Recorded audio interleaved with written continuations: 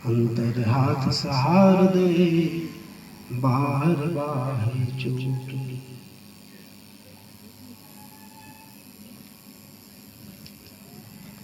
इस आश्रम प्रमुख पूज्य श्री साहिब जी, श्रद्धेय श्री कोमल साहिब जी, कबीर आश्रम कोटेली से श्रद्धेय संतुष्टि साहिब जी एवं साथ में आए हुए साधु बहनों, सम्मानीय भक्त सज्जनों एवं श्रद्धा में माताओं, काफी देर से आप लोग संतों द्वारा भजन और सत्संग का लाभ ले रहे हैं। आइए कुछ मिनट मैं भी आपके बीच उपस्थित हूँ। एक बार जरूर की जयकारा लगा देंगे क्या? बोलिए सदगुरुदेव की, साहेब बंदगी। संत लोग कहते हैं एक डॉक्टर होता है और दूसरे संत होते हैं, दोनों का काम एक है, इलाज करना। डॉक्टर शारीरिक इलाज करता है और संत जन मानसिक इलाज करते हैं, लेकिन इलाज करने के ढंग में थोड़ा थोड़ा फर्क है। डॉक्टर जब किसी अंग का ऑपरेशन करता है ना, तब जो अंग जिंदा है उसको पहले शून्य कर लेता है, हाँ, बेहोश करता है मरीज को या उस अंग को शून्य कर देता है, तब वो ऑपरेशन चालू करता है। और संत जन भी जब किसी का मानसिक ऑपरेशन करते हैं ना, तो जो बेहोश रहते हैं उनको होश में लाते हैं। डॉक्टर होश को बेहोश करता है और संत जन बेहोश को होश में लाता है। तो बार बार हम लोग जय बुलाते हैं, बोलिए सदगुरुदेव की जय। ये बेहोश को होश करना ही है। कुछ भी सोच रहा है, कोई बाजार गया है, भले यहाँ बैठा है, तो कम से कम जागृत हो जाए, सावधान हो जाए, इसलिए जयकारा की आवाज लगाया जाता है। एक बार बोलिए सदगुरुदेव की, संत समाज की, साहेब बंदगी।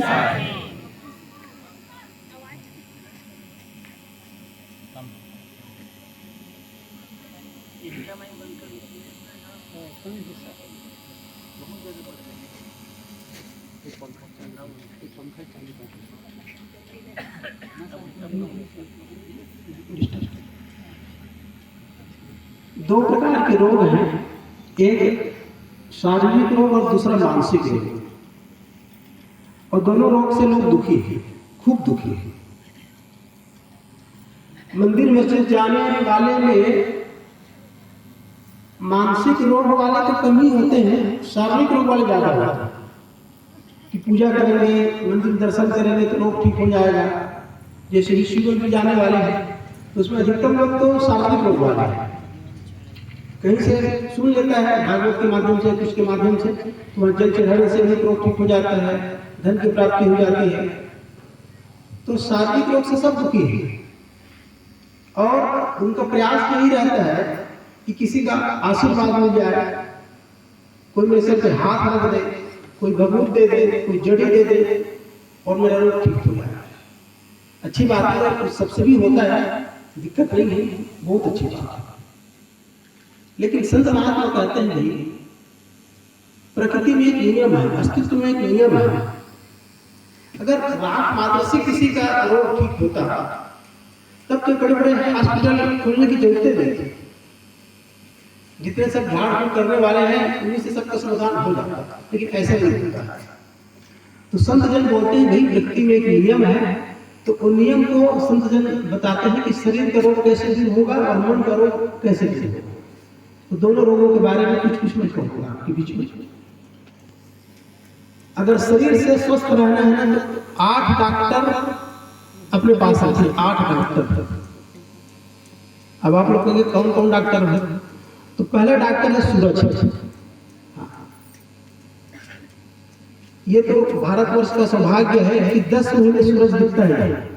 यूरोप में आप जाएंगे ना तो मुश्किल से 4 महीने दिखता है, 8 महीना तो बहुत ठंडी होती है, तो सूरज का दर्शन ही नहीं होता। मुश्किल से 4 महीने सूरज का दर्शन होता है, बाकी बदल ज्यादा होता है। लेकिन भारत में लगभग 10 महीने सूरज का दर्शन होता है। लेकिन उसके बावजूद भी उसमें साहब से चर्चा हो रही थी, तो कह रहे थे कि 65% लोगों को विटामिन डी की कमी है यहाँ में भारतवर्ष। आश्चर्य होता है, जहाँ 10 महीने सूरज का दर्शन होता है वहाँ 65% लोगों को विटामिन डी की कमी हो। आश्चर्य है। तो सूरज का दर्शन हो, सूरज का ताप हमारे शरीर को जरूर मिलना चाहिए, कम से कम 2 घंटे। अभी तो ठंडी का दिन है, सूरज सबको प्यारा होता है, लेकिन गर्मी के दिन, बारिश के दिन में भी सूरज का ताप जरूर लेना चाहिए। सूरज इस सौर मंडल का मुखिया है, सूरज है तो हम हैं, सूरज बुझा तो हम बुझ जाए, पेड़ पौधे सब निर्जीव हो जाए। तो सूरज का हमारे जीवन में बहुत महत्व है। शहर वाले हैं उनको बहुत दिक्कत है, 10 मंजिल का मकान है, और नीचे वाले का तो सौभाग्य नहीं है सूरज का दर्शन रोज हो, सूरज का ताप ले सके, लेकिन उनको भी समय समय से बाहर निकलना चाहिए, गार्डन में जाना चाहिए, छत पे चले जाना चाहिए और सूरज का ताप जरूर लेना चाहिए।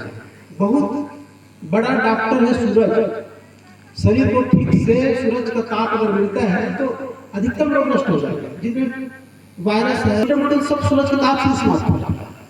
आप लोग देखेंगे बारिश में जब सूरज नहीं रहता ना तो एक से एक बैक्टीरिया पनपता है, फंगल वायरस एक से एक शुरू हो जाता है। तो सूरज में इतनी शक्ति है कि वायरस फंगस बैक्टीरिया को समाप्त कर देता है। तो शरीर में भी थोड़ी थोड़ी व्याधि है उसको सूरज ऐसे ही दूर कर देता है। तो पहला डॉक्टर कौन है? सूरज। तो सूरज के ताप जरूरी है।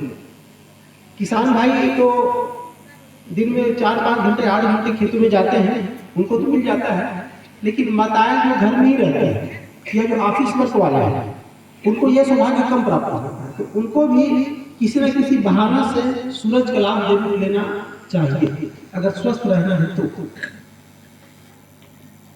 सूरज का कनेक्शन हमारे पाचन संस्थान से, हमारे भोजन की शुरुआत सूर्योदय के बाद हो और सूर्यास्त के साथ समाप्त हो जाए। आजकल की बड़ी विडंबना है, लोग 12-12 बजे रात में खाते हैं, पार्टियों में देखिए उनके 12 बजे तक खाते रहते हैं। और हमारे जो पेनक्रियाज है ना अग्नाशय, उसको रात में विश्राम की जरूरत होती है, खाली हो जाते हैं ताकि उसको काम बंद हो। लेकिन 12 बजे हम अनाज डालते हैं पेट में, भर भर कर डालते हैं और थोड़ा थोड़ा नहीं डालते। पार्टियों में तो 32 प्रकार का आइटम, 40 प्रकार का आइटम, 8 मीठा आइटम है, उसी में खट्टा है, उसी में चरफरा है, क्या क्या नहीं है, और सबको एक साथ डालते हैं। आंतों को भी बड़ा भ्रम हो जाता है कि कौन सा रस छोड़ूं, क्योंकि अलग अलग चीज के लिए अलग अलग रस की आवश्यकता होती है। तो खट्टा के लिए क्या छोड़ूं, मीठा के लिए क्या छोड़ूं, इसके लिए क्या छोड़ूं, आंतों को भ्रम हो जाता है। तो इतना आइटम हम डाल देते हैं और ऊपर से रात के 12 बजे अग्नाशय बेहोश हो जाता है, क्या करें। और अगर अग्नाशय विश्राम में है रात में ना तो सुबह वो सक्रिय हो जाता है और छोटा मोटा रोग ऐसे दूर हो जाता है। लेकिन हम प्रकृति के साथ नहीं चलते, उल्टा चलते हैं तो अग्नाशय के भी क्या करते हैं। और आज रोग की भरमार है, अस्पतालों में जाओगे बेड नहीं मिलता, हर तरफ हाउसफुल है हॉस्पिटल। तो पहला डॉक्टर सूरज है, उसकी उपेक्षा न करें, प्रकृति के साथ जुड़ना सीखें। ये शरीर प्रकृति का अंग है, ये पूरा यूनिवर्स है ना, पूरा अस्तित्व है ना, हम सब एक परिवार हैं, अलग अलग नहीं है। मैं सूरज से जुड़ा हूँ, चांद से जुड़ा हूँ, दूसरे सौरमंडल में और ग्रह है उनसे जुड़ा हूँ, सबका प्रभाव होता है। कहते हैं कि चांद जो है धरती की पानी को खींचता है, इसलिए ज्वार भाटा आता है उसमें चांद का प्रभाव होता है। तो जैसे चांद समुद्र के पानी को खींचता है, ऐसे ही इस शरीर में भी तो पानी है, 71% पानी शरीर में भी है, तो ये शरीर को भी खींचता है।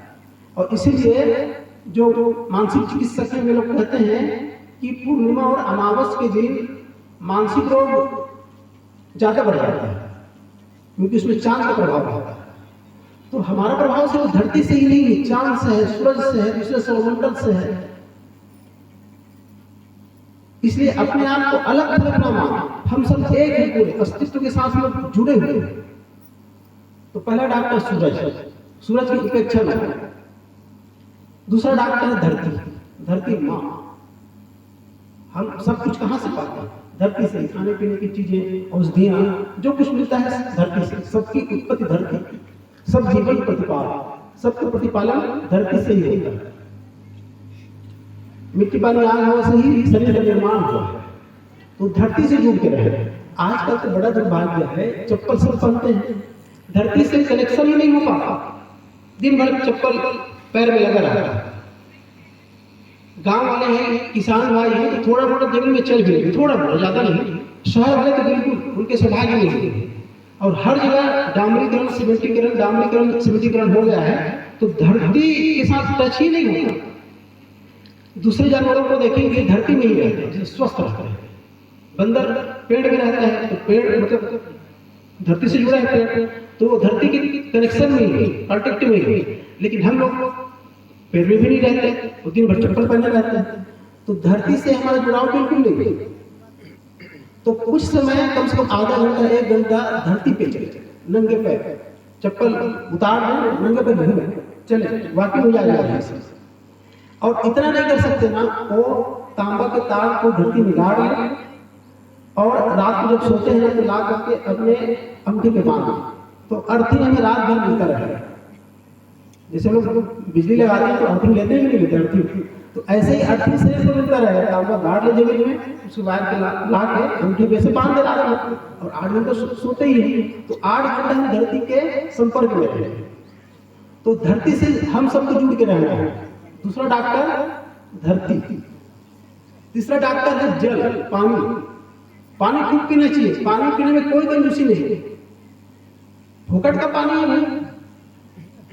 लेकिन कई लोग ऐसे हैं पानी ही नहीं पीते। एक व्यक्ति कहता था मुझे प्यास ही नहीं लगती, खाता हूं ठूस के साथ, लेकिन पानी नहीं पीता। मुझे आश्चर्य हुआ। और 4-5 साल बाद में तो जो रोग हुआ, तो डॉक्टर ने बताया बेटा तू पानी नहीं पीता, उसी वजह से रोग है। शरीर को 71% पानी चाहिए और 29% जल चाहिए। जैसे धरती में जल और फल की मात्रा है, वैसे शरीर में भी मात्रा है, उसी हिसाब से मुझे पीने की आवश्यकता है। तो पानी खूब पिए, 12 से 15 गिलास सबको पीना चाहिए।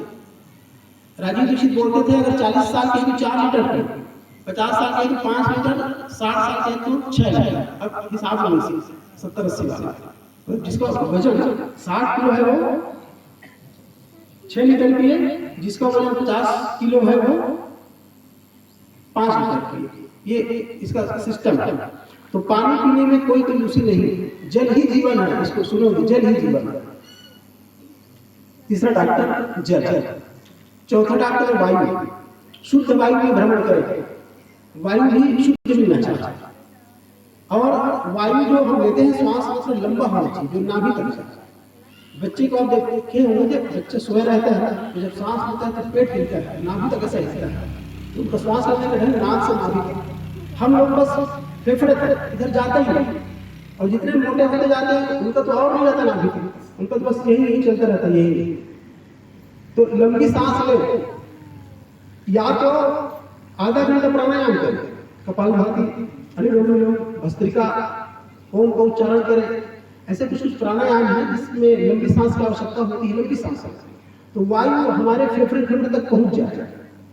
फेफड़ा छलनी जैसा रहता है, छलनी जैसा, और अधिकतम फेफड़े का छेद जो बंद हो गया रहता है, क्योंकि सांस लेते ठीक से। तो जब हम प्राणायाम करते हैं ना तो खुलता है, अच्छी तरह खुलता है, तो ऑक्सीजन हमारे फेफड़ों में जाना चाहिए, भरा होना चाहिए, तो रोग व्याधि नहीं लगता। और बस फेफड़े नाक का सांस लेते हैं ना तो अच्छी तरह बंद रहता है, इसी सब बीमारियां हैं। तो चौथा डॉक्टर हवा, खुली हवा में रहें, प्राणायाम करें ताकि हवा शरीर के रोम रोम में जाए। चौथा डॉक्टर है आकाश। तो सुने मैंने क्षितिज जल पावक गगन सविरा, पंचतत्व है, पंचतत्व की आवश्यकता शरीर को है। 5वां है आकाश, खाली जगह। खाली जगह भी हो, सप्ताह में एक दिन उपवास करें ताकि पेट खाली। रोज हम जाते रहते हैं, तो एक दिन कम से कम उपवास रहे, पेट खाली हो। लंघन, शास्त्र में इसको लंघन कहा है। और हिंदू परंपरा में हर एकादशी को व्रत रखने की परंपरा रही है, हर एकादशी। तो माघ में तो व्रत, मैं कहता हूँ 4 बार हो तो और अच्छा। रोज तो खाते रहते हैं, एक दिन शरीर को रेस्ट भी तो मिले। जब से ये शरीर जन्मा है, धरती पे आया है, काम ही कर रहा है। हार्ट पंप करने का काम लगातार चल रहा है, पचाने का काम लगातार चल रहा है, सांस लेने वाला काम लगातार चल रहा है, सब तो लगातार है। तो उपास रहेंगे तभी चालू तो रहेगा, कुछ तो रेस्ट मिलेगा ना, कुछ तो रेस्ट मिलेगा। आंतों को रेस्ट मिल जाएगा, पेनक्रियाज को रेस्ट मिल जाएगा, किडनी को रेस्ट मिल जाएगा, तो निराहार भी रहे। उसकी भी बड़ी आवश्यकता है। तो मिट्टी, पानी, आग, हवा, आग मतलब सूरज, हवा और आकाश, ये 5 हमारे डॉक्टर हो गए, 5 डॉक्टर। छठा डॉक्टर है भोजन। भोजन में बहुत जरूरी है, क्या करना है भोजन, कब करना है भोजन, ये बेहद जरूरी है। भोजन में इसका ध्यान रखना चाहिए कि जब भूख हो तब खाना। कई लोगों का टाइमिंग रहता है, कितने बजे खाना है, भूख लगे चाहे न लगे, खाना है मतलब खाना, ये ठीक नियम नहीं है। भूख लगे तो खाओ, भूख लगने पे खाते हैं ना तो पूरा अच्छे से पच जाता है, और पचा ही नहीं फिर डाल दिए, पचा नहीं फिर डाल दिए तो लाभ नहीं मिलता। अच्छा ये बताइए, अभी हम लोग सत्संग सुन रहे हैं, तो क्या सत्संग सुनने मात्र से लाभ मिल जाता है? बताइए, सत्संग सुनने मात्र से लाभ मिल जाता है? नहीं मिलता ना। ऐसे ही केवल खाने से लाभ मिल जाता है? खाने मात्र से लाभ नहीं मिलता। जो खाए हैं पर पच जाता और रस पूरे शरीर को मिल जाता तभी तो लाभ मिलेगा। तो कई लोग खाते खूब हैं और बिना पचे ऐसी बाहर हो जाते हैं। हाँ, तो रस जब तक शरीर को नहीं मिला, लाभ तो नहीं मिला। तो पचने में लाभ मिलता है। तो हम अच्छी बहुत सारी चीज खाएंगे, लेकिन ठीक से उसका पाचन ही नहीं होगा, तो रस नहीं बनेगा, तो लाभ कहां से मिलेगा? तो कड़ी भूख लगने पे खाओ। विलास जी कहा करते थे, कड़ी भूख हो तो समझो जो भी खाओ अमृत है, और भूखी नहीं, कच्ची भूख है, खा लिए तो अमृत भी खाओ वो भी जहर हो जाता है। तो कड़ी भूख में खाना चाहिए। सुबह सूर्यास्त हो 8 बजे के आसपास जलपान, जलपान में फल का बहुत ज्यादा अच्छा। दोपहर भोजन करें तो उसमें सलाद की मात्रा ज्यादा, रुक्षांश जो होते हैं क्या, रुक्षांश शरीर को मिलना चाहिए। फाइबर, आज के भाषा में फाइबर बोलते हैं, फाइबर हमारे भोजन में होना चाहिए। अम्ल और क्षार है तो 80% क्षारी चीज हमारे भोजन में और 20% अम्लीय चाहिए। हम लोग उल्टा कर देते हैं, अम्लीय खूब लेते हैं, चावल, दाल, कुछ सब्जियां, वो सब अम्लीय हो जाता है, छम बघार के खाते हैं। तो उल्टा नहीं होना चाहिए, 80% क्षारी भोजन हो और 20% अम्लीय भोजन हो, वो जो शरीर के लिए फायदेमंद होता है। तो सलाद अपने भोजन में जरूर रखें। शाम को भोजन हल्का हो। एक संत कहते थे, सुबह खाओ तो राजकुमार की तरह खाओ, अच्छे चीज खाओ, क्योंकि सूरज उसी समय मतलब आया है ना धरती पे, तो जो खाओ वो पच जाए। तो सुबह खाओ राजकुमार की तरह, दोपहर को खाओ राजा की तरह, और शाम को खाओ भिखारी की तरह। भिखारी की तरह हल्का फुल्का, थोड़ा मोड़ा दाल चावल हल्का फुल्का मिल के बस हो गया। लेकिन उल्टा कर देते हैं लोग, शाम को राजा की तरह खाते हैं, खूब ठूस के, जितने भंडारा होता है सब शाम को ही होता है, तो वो सही नहीं है। शाम को भोजन हल्का फुल्का होना चाहिए, और सूर्यास्त के पहले हो जाए तो सबसे बढ़िया, 6-7 बजे के आसपास शाम का भोजन हो जाएगा, सबसे उत्तम है। दोपहर का भोजन 2 बजे के आसपास तक, 12 बजे से 2 के आसपास तक, और सुबह का जलपान 8 बजे के आसपास। इतना नियम अगर पालन कर लेते हैं, आपकी 80% बीमारी ऐसे ही दूर हो जाएगी। फिर आपको शरीर के लिए किसी मंदिर में जाना, किसी देवता के पास जाना, डॉक्टर के पास जाना, इससे आप बच जाएंगे। भयंकर बीमारी है, ये सुनता हूं ना, मुझे आश्चर्य हो जाता है। अभी 1 घंटे पहले फोन आया था, 21 साल के लड़का का हार्ट फेल हो गया। सोचो, 21 साल का लड़का हार्ट फेल हो गया। ऐसे एक घटना नहीं है, अनेकों घटनाएं हैं। किसी का किडनी फेल हो गया, किसी का हार्ट फेल हो गया, किसी का आंखें काम नहीं कर रहा है। लखनऊ की घटना है, एक व्यक्ति शौचालय गया और गया, आंख बंद हो गया, तो आश्चर्य हुआ, चिल्लाया, लोग आए, डॉक्टर के पास ले गए तो कहा नस पूरा सूख गया है। बोला तो ठीक है, आंख का नस पूरा सूख गया है। तो ऐसी सी बीमारियां हैं। तो जब तक मैं अपने शरीर का डॉक्टर खुद नहीं बनूंगा, केवल दूसरे डॉक्टर के भरोसे रहूंगा, तो भला नहीं है शरीर के लिए। अपना डॉक्टर खुद बनना होगा, अपने शरीर की जिम्मेदारी अपने हाथ में लेनी होगी, इसके बिना काम नहीं चलने वाला। तो भोजन की मात्रा का ध्यान, भोजन में क्या क्या खाना है इसका ज्ञान बेहद जरूरी है। अभी आंवला आता है, आंवला और बिल्कुल 30 रुपए 40 रुपए किलो है, फोकट का भाव है। आंवला अक्टूबर से चालू हो जाता है, अक्टूबर, नवंबर, दिसंबर, जनवरी। 4 माह अगर आप आंवला खा लेंगे ना, साल भर आपका शरीर फिट रहेगा। लेकिन लोग नहीं खाएंगे, उनको बस मीठा चटपटा खाना, बस यही चाहिए, काम कुछ नहीं खाए। आंवला को चाहे मुरब्बा बना के खाए, आंवला पिंडी खाए, अचार बना के खाए, ऐसा सुखा के खाए, उसे बुकनी बना के कूट के खाए, जैसा खाए जिस रूप में। आंवला पूरा अमृत है। तो अक्टूबर से जनवरी तक आता है, आंवला जरूर 4 माह खा लेंगे ना, साल तक फिट रहेंगे। रोज अगर 4 आंवला का जूस बना के पीते हैं ना, पेट से मतलब कोई भी काम नहीं, सब साफ क्लियर। अजमा के देंगे, अभी टाइम है, अभी तो दिसंबर है, 1 माह और है, अजमा के गिलोय, घर घर गिलोय रखना चाहिए। नीम का झाड़ होता ही है, उसमें नान होता है, तो नान गिलोय का डाल दीजिए, उसका जूस लीजिए। कम से कम 2-3 महीने, अप्रैल मई जून 3 माह गिलोय रहेंगे, सिर्फ एकदम फिट रहेगा। अदरक अपने भोजन में जरूर शामिल करें। अदरक कफ संबंधी पूरे विकार समाप्त कर देगा, वात विकार समाप्त कर देगा। तो भोजन की मात्रा का ज्ञान, भोजन का ज्ञान, कब भोजन करना है, इस चीज का ज्ञान, इतना अगर आप समझ जाते हैं ना, तो आधी से ज्यादा बीमारी ऐसे ही समाप्त हो जाएगी। और आज इसकी बेहद आवश्यकता है, बेहद आवश्यकता। तो ये शरीर का रोग, हमको इसमें तो गंभीर होना है। आजकल छोटे छोटे जुक्स आते हैं, दादी माँ के नुस्खे, और उसमें क्या खाने से क्या होता है, अमुक काढ़ा पीने से क्या होता है, सब कुछ थोड़े थोड़े दिया जाता है। अगर सामान्य जानकारी भी रखेंगे ना, तो काफी हम सेहतमंद रहेंगे। मुझे आश्चर्य होता है, ये शरीर का ज्ञान और मन का ज्ञान सबको होना चाहिए, इसमें कोई ऑप्शन नहीं है, चुनाव नहीं है कि हमें शरीर की जानकारी रखना है कि नहीं, मन की जानकारी रखना है कि नहीं। शरीर तो सबके पास है और स्वस्थ रहना सब चाहते हैं, मन सबके पास है और सुखी रहना सब चाहते हैं। तो शरीर की जानकारी मुझे होनी चाहिए कि मन की जानकारी मुझे होनी चाहिए कि सबको होना चाहिए, इसमें कोई ऑप्शन नहीं। ये मेरी बाध्यता है जानना। अगर सुखी रहूं तो, सुखी रहना चाहूं तो शरीर और मन को जानना मेरी बाध्यता है, मेरी मजबूरी है। कोई इसमें कोई चुनाव नहीं, कोई ऑप्शन नहीं। तो यह है शरीर का रोग, इस पे सबको गंभीर होने की आवश्यकता है। अब दूसरा रोग है मन का रोग। मन का क्या क्या रोग है? क्रोध है, लोभ है, मोह है, बैर है, विरोध है, छल है, धोखा देना है, ये तो खूब है। काम बात कफ लोभ अपारा, क्रोध पितृत छाती जारा, प्रीति करे जो तीनों भाई, उपजे संग पाप दुखदाई। आप मानस से आता है, जैसे वात पित्त कफ होता है ना, जितनी बीमारियां हैं उसके मूल में वात पित्त कफ है। आयुर्वेद के हिसाब से वात गैस है, कफ खांसी जुकाम वगैरह,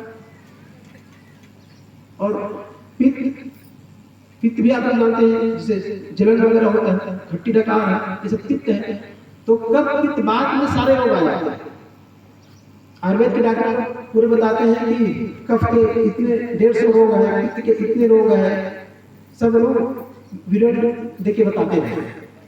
तो अगर कफ पित्त बात को मोटे मोटे रूप में हम जान लेंगे ना, तो अधिकतम रोग ऐसे होते हैं।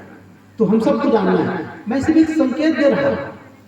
अब इतने मात्र से आपको जान हो जाएगा ऐसा नहीं, लेकिन एक चोट तो मिलती है ना, सत्संग में चोट ही दिया जाता है। 1 घंटे के सत्संग से किसी का कल्याण हो जाता है ऐसा नहीं, लेकिन करंट मिलता है, चोट मिलती है, फिर आप जाने को उत्सुक हो जाते हैं, सक्रिय हो जाते हैं, और धीरे धीरे धीरे धीरे जानकारी शुरू हो जाती है। शारीरिक रोग, अब मानसिक रोग। मन से हर व्यक्ति परेशान है। क्रोध आया, चल रहा हूं क्रोध में, किसी ने कुछ गाली के शब्द कह दिए, मुझे बुरा लगा और मैं जल रहा हूं। अब इसका समाधान कहाँ है? इसका समाधान आपके पास है। देखिए, आप क्या दुखी रहना चाहते हैं? कोई दुखी रहना चाहते हैं? कोई भी? सब चाहते हैं, कोई कुछ नहीं बोल रहा है ना। आप लोग दुखी रहना चाहते हैं, सुखी रहना चाहते हैं, सबके साथ। क्रोध से दुख मिलता है कि सुख? दुख, ये भी एकदम सही।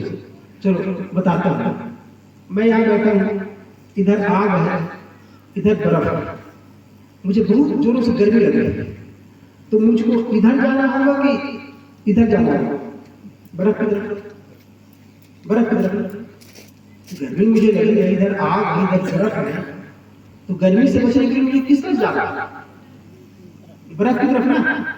हाँ, लेकिन लोग करते उल्टा है, क्रोध में, ईर्ष्या में, बैर में, विरोध में जल भी रहे हैं और जाएंगे उधर की तरफ, फिर क्रोध करेगा, फिर बैर करेगा, फिर बुझेगा, फिर झगड़ेगा और समझते हैं कि मुझे शांति मिल जाए, सुख मिल जाए। संभव है कभी? गर्मी से परेशान हूँ, फिर जाता हूँ आग की तरफ, चाहता हूँ मेरी अग्नि का जो ताप है वो समाप्त हो जाए, कभी होगा? हाँ। तो जिन जिन चीजों से मुझे दुख मिलता है, बैर करके दुखी होता हूँ, क्रोध करके दुखी होता हूँ, ईर्ष्या करके दुखी होता हूँ, तो अब तो छोड़ दो उसको करना, और इधर दया है, क्षमा है, प्रेम है, शांति है, सुख है, समझदारी है, उधर जाने की जरूरत है। ठीक है ना भाई? जो रह रहा है उनको, हाँ, तो भाई जिधर से अशांति मिल रही वही काम फिर करता हूँ, जिधर शांति है वो काम कभी करता ही नहीं। कहां से सुख मिल पाएगा आपको? कहां से शांति मिल पाएगी? हमारे बगल में एक माता जी दुखी बहुत रहते हैं, उनको बहुत समझाता हूँ कि माता जी आप थोड़ा उल्टा सीधा न बोला करें, थोड़ी जुबान को संभाला करें। आपको बोलते बोलते गलती हो जाती है, क्रोध में आप क्या से क्या बोल लेते हैं। अब आप बोलते हैं उल्टा सीधा तो भाषण में कोई जवाब आता है, तो आपकी परेशानी की वजह आपका बोल है। कहते हैं हाँ साहब, ऐसे करके कभी नहीं सुधार। 20 साल हो गए उनको कहते हैं कभी नहीं सुधार, और उनको लगता है कि कोई बाबा आशीर्वाद दे, हाँ ये यज्ञ हो जाए तो चौका हो जाए, उसमें हाथ फेर के सब ठीक है। कभी कुछ नहीं होने वाला। मानसिक विकार मैं खुद जगाता हूँ और दुखी होता हूँ, तो मानसिक विकारों को मुझे ही समझना होगा भाई, मुझे ही समझना होगा। एक सूत्र बताता हूँ, जिसका मैं ज्यादा अभ्यास करता हूँ उसमें मैं पारंगत होता हूँ। जिसका मैं ज्यादा अभ्यास करता हूँ उसमें मैं पारंगत होता हूँ। जैसे क्रोध का मैं बारंबार अभ्यास करूंगा तो क्रोध में पारंगत होगा कि नहीं? ठीक। कोई गणित का ज्यादा अभ्यास करे तो गणित में माहिर हो जाएगा कि नहीं? कोई अंग्रेजी का ज्यादा अभ्यास करे अंग्रेजी में माहिर हो जाएगा। ऐसे ही कोई क्रोध का बराबर अभ्यास करे, छोटी छोटी बातों में क्रोध, गुस्सा, तो क्रोध उसका मजबूत होगा कि नहीं? हाँ। ऐसे ही कोई प्रेम करे बारंबार, हर व्यक्ति से, हर बात में प्रेम, हर परिस्थितियों में प्रेम, तो वो प्रेम में मजबूत होगा क्या? तो जो जिसका ज्यादा अभ्यास करता है उसमें परिपक्व होता है, पारंगत होता है। कोई इस साल से ज्यादा काम करता है ये मजबूत हो जाता है, कोई इस साल से ज्यादा काम करता है ये मजबूत हो जाता है, कोई अंग्रेजी का अभ्यास करता है इंग्लिश में मजबूत हो जाता है। तो जो जिस फील्ड में ज्यादा अभ्यास करता है मजबूत हो जाता है। तो मैं अपने भीतर देखूं, मैं प्रेम का ज्यादा अभ्यास करता हूं कि क्रोध का? अब आप लोग देखिए अपना आपको उत्तर मिल जाए। आप ज्यादा अभ्यास प्रेम का करते हैं कि बैर का करते हैं? बताइए। अगर बैर का करते होंगे ना तो दुखी तो आपको रहना है, आपको जन्म सिद्ध अधिकार है। हाँ, बैर करते हैं और अगर प्रेम करते हैं तो सुखी होना आपको जन्म सिद्ध अधिकार है। सुख मतलब प्रेम और बैर मतलब दुख, रखा रखा सीधा। इसलिए मुझे कहीं बोलना होता है ना तो मैं सीधा बोलता हूँ। अगर बैर, क्रोध, झंझट, ईर्ष्या, कलह करोगे तो दुख है ही, दया, क्षमा, सत्य, धीर, विवेक, विचार करोगे तो सुख है ही। आप किधर जाना हो आपको चुनाव। मैं कुछ नहीं चाहता कि ये करना चाहिए कि वो करना चाहिए, कुछ नहीं। इधर सुख है इधर दुख है, आपको क्या करना है? आप सुखी होना ये वाला काम करो, दुखी होना तो वो वाला। सीधा गणित है, धर्म गणित है, धर्म विज्ञान बिल्कुल दो चार होता है। सुखी रहना चाहे वो काम करना है, आप जानते हैं। दुखी रहना है तो वो काम करना है, बस। और बहुत कहने की आवश्यकता नहीं। किसी गुरु की जरूरत नहीं, सुखी होना है तो किसी संत की जरूरत नहीं, किसी ग्रंथ की जरूरत नहीं। बस आपकी समझ में एक बार चीजें आ जाना चाहिए कि ये वाला मार्ग सुख की ओर ले जाता है और ये वाला मार्ग दुख की ओर ले जाता है। अगर सुखी होना चाहे तो वो मार्ग है, उधर चलिए, और दुखी होना है तो वो मार्ग है, वहां चलिए। बस सीधी सी बात। बीच में मैं एक शब्द कह रहा था कि भोजन जैसे हम खाते हैं तो भोजन खाते ही उसका लाभ कब मिलता है? जब पच जाए तब लाभ मिलता है ना। ऐसे ही मैं विज्ञान की बातें कह रहा हूं तो सुनते ही आपका लाभ नहीं मिलेगा। कब मिलेगा लाभ? जब पच जाए। जो कह रहा हूं वो पच जाए आपके भीतर, मतलब आचरण में उतर जाए, जीवन में आ जाए, जीवंत हो जाए ये बातें, तब आपको लाभ मिलेगा। हाँ, तो आप अपने भीतर देखिए कि आज तक जो सुने हैं पचा है कि नहीं? कि सिर्फ यहाँ डाला यहाँ निकल गया, ऐसा तो नहीं। कई लोग होते हैं ना, खाते तो बहुत हैं लेकिन उस शरीर पे प्रभाव नहीं पड़ता, ऐसे ही निकल जाता है। कहीं ऐसा तो नहीं कि ज्ञान के शब्द इधर से सुना इधर से निकल गया, वो शरीर में लगा ही नहीं, पचा ही नहीं। तो ज्ञान की बातें पच भी जाना चाहिए, तब वो लाभकारी होता है, तब मुझे वो लाभ होता है। जीवन बहुत सहज है, जीवन बहुत सरल है, सरस है, लेकिन हम लोग ना उलझ के जीवन को बेकार की दिशा में ले जाते हैं। मेरे जीवन में सहजता,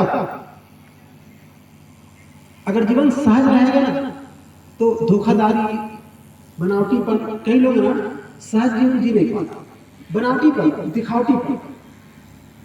एक बात आप लोग सुने होंगे, अगर भोजन न पचे तो क्या होता है? बदहजमी, कब्ज बनता है। ऐसे ही बात न पचे तो चुगली, सुने होंगे आप, आजकल व्हाट्सएप पे सब आता है। बात न पचे तो क्या होता है? चुगली। भोजन न पचे तो कब्ज बढ़ता है। ऐसे ही सुख न पचे तो पाप बढ़ता है, और धन न पचे तो दिखावा बढ़ता है। ये बहुत काम की बात है। धन आपके पास है लेकिन धन अगर नहीं बच रहा है तो दिखावा, आडंबर ज्यादा हो जाता है। तो धन अगर मेरे पास है तो धन भी बचना चाहिए। किसी ने कुछ बात बता दिया तो बात को भी पचा लेना चाहिए। ऐसे मैं पचा ना पाऊंगा तो अनूप के पास बोला, अरे तुमको तो अनूप ऐसा कह रहा था, तुमको ऐसा कह रहा था, तो चारी चुकी ना। तो बातें जो है पच जाना चाहिए। धन है तो धन पचना चाहिए, अगर भोजन किया हो तो भोजन पच जाना चाहिए, तब वो लाभकारी होता है। एक संत थे, तो संत को उनके भक्त ने पूछा कि आपकी दिनचर्या किस ढंग की है? आपकी दिनचर्या किस ढंग की है? सुबह से शाम तक आपकी यावत क्रियाएं किस ढंग की? तो संत ने कहा, अरे मेरी क्या दिनचर्या है, जब भूख लगती है खा लेता हूँ, प्यास लगती है पानी पी लेता हूँ, नींद लगती है सो लेता हूँ, बस, और मेरी क्या दिनचर्या?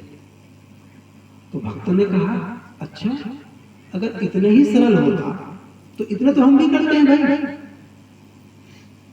हम भी भूख लगने पे खाते हैं, प्यास लगने पे पीते हैं, नींद लगने पे सोते हैं, तो फिर आप और हमें अंतर कहाँ हुआ ऐसा?